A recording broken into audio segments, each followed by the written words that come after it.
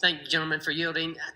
Gentlemen, can you clear something up for me? Mr. Thompson, you said in your testimony that the data, the EIA data, says that both volume and blend rates for ethanol are at a near all-time high.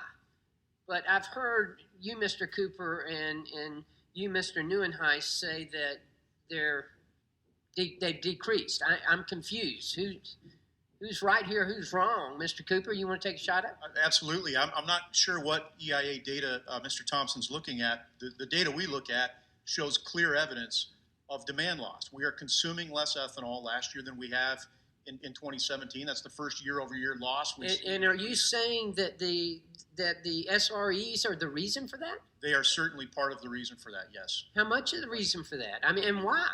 We would suggest that SREs are primarily responsible for that demand loss because you have reduced. Okay, because you've reduced the requirement. The RFS requirement. You've lowered that below the so-called E10 blend wall and taken the pressure off the marketplace to expand ethanol blending. Okay, Mr. Thompson, what?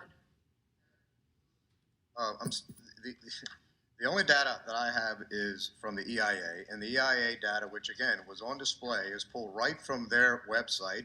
It's the latest data available publicly. It's only available up through July of this year, and it shows that ethanol blend rates are at 10.17%, which is the highest of all time.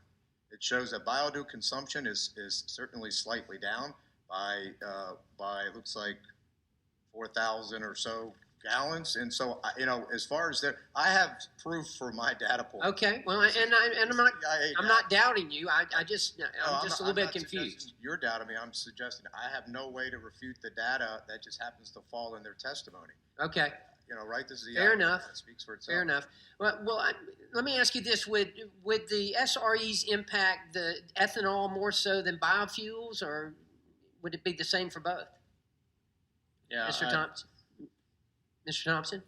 Well, I would say that there's probably more of an impact on biodiesel than ethanol because, as we say, my members make blends, bobs that have to be blended with octane before they can be sold, and that octane source is ethanol. So regardless of SREs, remember, SREs only give relief from compliance of handing over RINs to the government. It does not give them relief from making sure that they're selling to consumers a compliant product. Okay, gotcha. Mr. Cooper? Well, again, we could, and we have been arguing for quite some time about what the EIA data show. When you look at the facts on the ground, though, we have 19 ethanol plants that have shut down.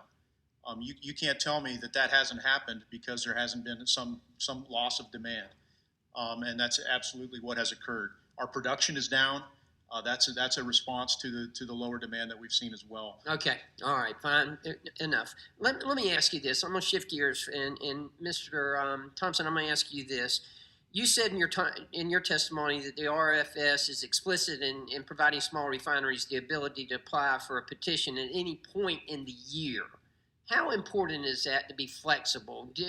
I know that we've had a number of floods in the Midwest, and certainly that had to have had some impact on it as well. Well, you hit it on its head. There's lots of circumstances that can arise. Again, it was Congress. If you go back and look at the legislative history around SREs, it goes back to the early 2000s. It was bipartisan.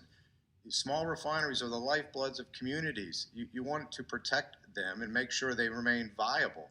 And so there are things that can crop up at any time in the year that can impact the ability to comply, and refineries should have the ability and the flexibility to seek relief when they need relief. Very good. And I'm going to yield to Ranking Member Shimkus. Well,